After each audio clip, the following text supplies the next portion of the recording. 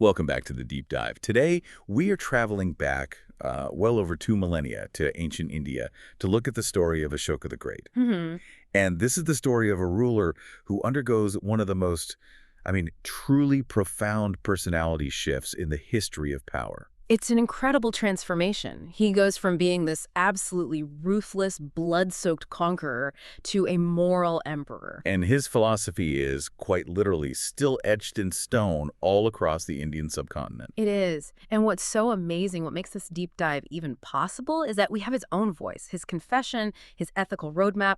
It's all preserved on these majestic stone pillars. So that's our mission today. We're going to try and synthesize that radical transition. Exactly. We'll explore the pivot from, ruthlessness to morality, the incredible engineering that went into these monuments, and then the detective work, the lost history that finally brought his voice back to life. Okay, so before we even get to Ashoka himself, we need to set the stage. What did India even look like in the 4th to 3rd centuries BCE? Well, it's a period defined by unification. The continent had been really shaken up by Alexander the Great's incursion in the northwest. A huge shock to the system. A massive one. And that shockwave, it sort of paved the way for a unified power to rise. And that power was the Mauryan Empire, a force designed to last. And designed with a very specific playbook, right? Kautilya's Arthashastra. Precisely. The Arthashastra is absolutely foundational to the Mauryan state. It's basically ancient India's guide to real politics. A manual on how to get power and how to keep it. And keep it at all costs. It emphasizes centralized authority, surveillance, political expediency, and of course, ruthless military strategy. So by the time Ashoka comes along, the empire already covers almost the entire subcontinent. So he inherits a state where the governing idea is that might makes right. That's the perfect way to put it. Which is so crucial for understanding his early rule, because Ashoka, or Ashoka he wasn't exactly a picture of moral restraint in those early years. Not at all. The later Buddhist chronicles, they suggest he wasn't his father's favorite son, maybe because of his appearance. But despite that, he proved to be incredibly capable. A great military commander. An excellent commander and governor. He served as viceroy in really key, sometimes rebellious cities like Ujjain and Taxila. He knew how to wield power. But then his father, Bindusara, dies around 273 BCE. And that's when the Arthashastra principles just come roaring to life. He doesn't just walk onto the throne. No. The sources, they paint a very grim picture. There was a bloody civil war. It lasted for a full 4 years against his rivals, including the heir, Susima Ashoka Just.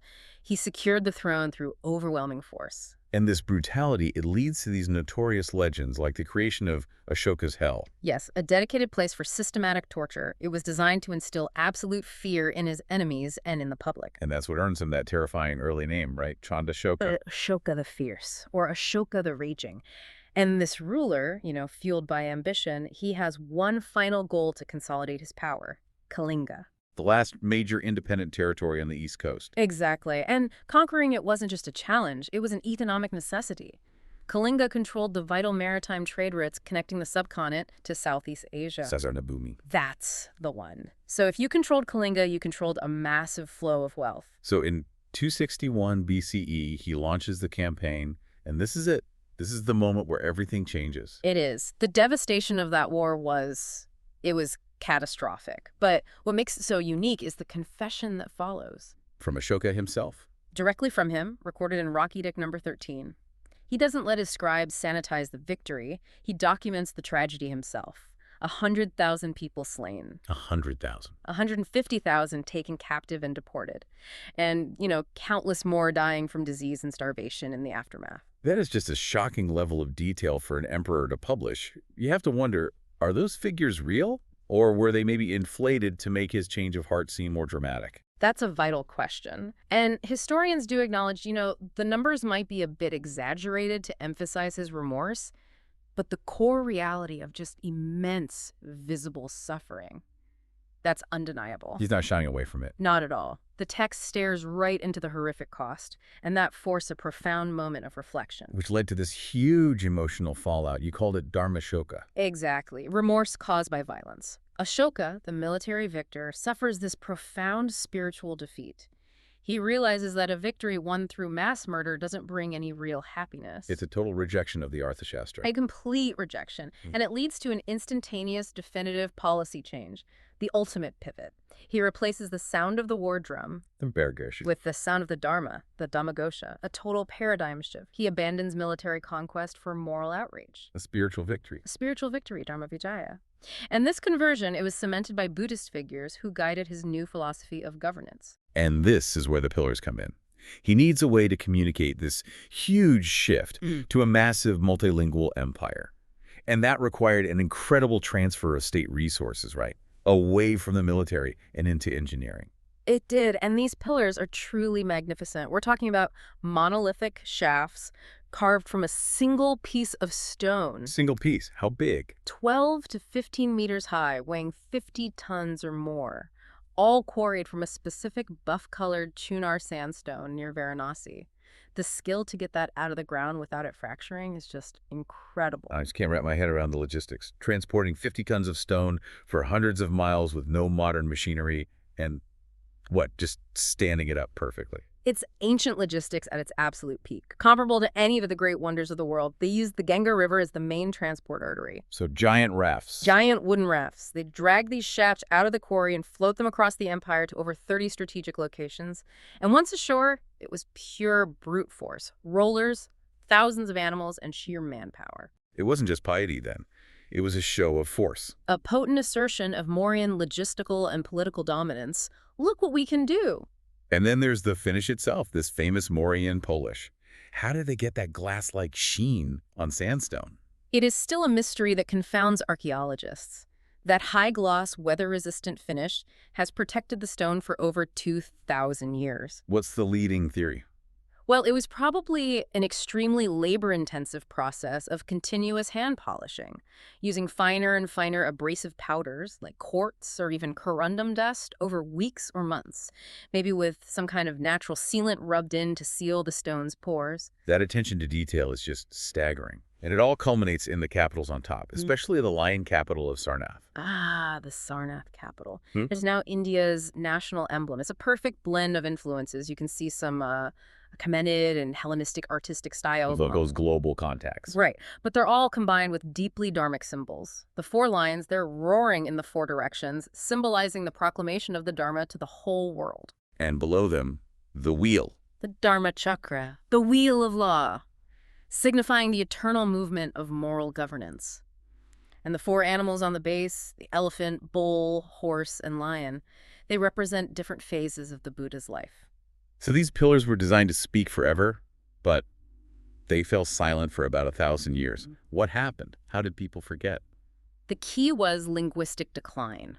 After the Mauryan Empire faded, the Brahmi script, the main script on the edicts, it just stopped being used. It evolved into different regional scripts, and the memory of how to read the original characters just vanished. So the pillars became just mysterious objects. Exactly, enigmatic objects in ruins. There's a great story from the 14th century of the Sultan Feroz Shah Tughlaq. He was so fascinated by them, he actually moved 2 of them to Delhi. An incredible engineering feat in itself. He used a 42-wheeled cart and massive river barges. It shows you the enduring fascination. But the intellectual failure was complete. His scholars couldn't read it. Not a word. They were fluent in Persian and Sanskrit, but they just concluded the inscriptions were the language of long-lost ancestors.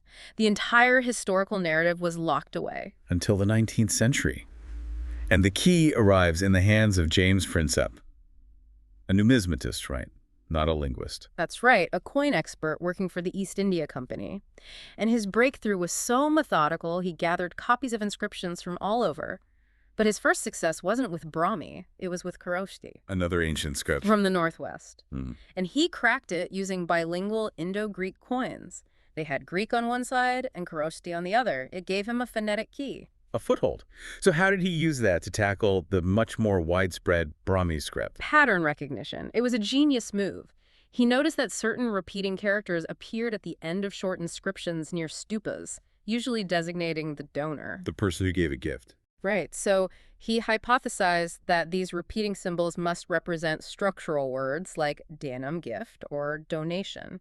By cross-referencing these recurring sounds, he built the entire Brahmi alphabet, piece by piece. And the final reveal, the big moment, comes in 1837 when he can finally translate the main phrase. The name the ruler calls himself, Devanappiya Piyadasi. Beloved of the gods, handsome in appearance. And that raised a huge question. Who on earth was Piyadasi? The name wasn't in any of the known Indian records. So where did he find the answer? He had to consult the Ceylonese Buddhist chronicles, like the Mahavamsa, and they confirmed it. The great Buddhist king Ashoka had adopted the title Piyadasi. Wow. And in that one moment, Ashoka is resurrected from legend. It established a verifiable historical anchor for all of ancient India. So once the silence was broken, what did the edicts actually say? We know he shifted from conquest to morality, but what did that mean for, actual state policy? It revealed a comprehensive state policy rooted in tangible humanitarian welfare, a radical shift from the Arthashastra's surveillance state. So it wasn't just religious preaching. Not at all. It was a social blueprint. For instance, Ashoka started vast public welfare programs. He established hospitals not just for humans, but specifically for animals. For animals? Yes. Some of the earliest systematic, state-funded veterinary care in history. That's a profound detail. The idea that state funds should go to animal welfare and not just military expansion in the 3rd century BCE is revolutionary. It absolutely is. And beyond healthcare, he ordered the digging of wells, the building of rest houses, planting shade trees, especially mango growth, along major roads for travelers.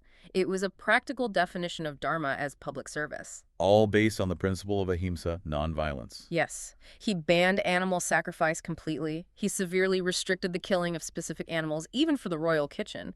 He was enforcing nonviolence as law. And he also demanded religious tolerance, right? Critically so. He required his officials, the Dhammamatras, to ensure that respect was paid equally to all sects, Brahmanas, Jains, Ajivikas, to foster harmony. But his personal commitment to Buddhism is still undeniable. You see it in pillars, like the one at Lumbini. Oh, the Lumbini pillar is a critical anchor point for history. The inscription explicitly confirms that site as the birthplace of the Buddha, Shakyamuni. And as a result, he granted tax relief to the village. So it provides geographical validation for the entire Buddhist narrative. It strengthens the entire timeline. And similarly, the Sarnath Edict, it focuses on keeping the Buddhist clergy unified, penalizing any monk or nun who tried to create a schism. He was the protector of the faith. And this vision went beyond India's borders. It became a global mission. It was institutionalized. He sent official envoys, led by his Dhamma Mahamatras, not just across the subcontinent, but to the Hellenistic kingdoms, Syria, Egypt, and East, to Sri Lanka and Southeast Asia. He fundamentally changed what imperial expansion meant. From military conquest to cultural and moral outreach. Exactly. This whole deep dive really is a testament to one person's complete reversal of state ideology. He abandoned the brutality of Ashoka for the moral authority of Dharmavijaya. And the pillars he left are both a precious historical record, the basis for so much of what we know about ancient Indian governance, and a moral blueprint. They're a material testament that a state built on remorse and welfare can achieve an enduring legacy far greater than one built on force. So what does this all mean for us today? I think Ashoka's pillars remind us that power can be used for profound, unifying moral change. So consider this for yourself. In an age that's saturated with information and often dominated by divisive politics, how might a modern leader translate Ashoka's sound of the Dharma into effective public policy? Finding ways to prioritize common welfare and mutual respect, instead of always relying on the sound of the war drum. We'll leave you with that thought to explore.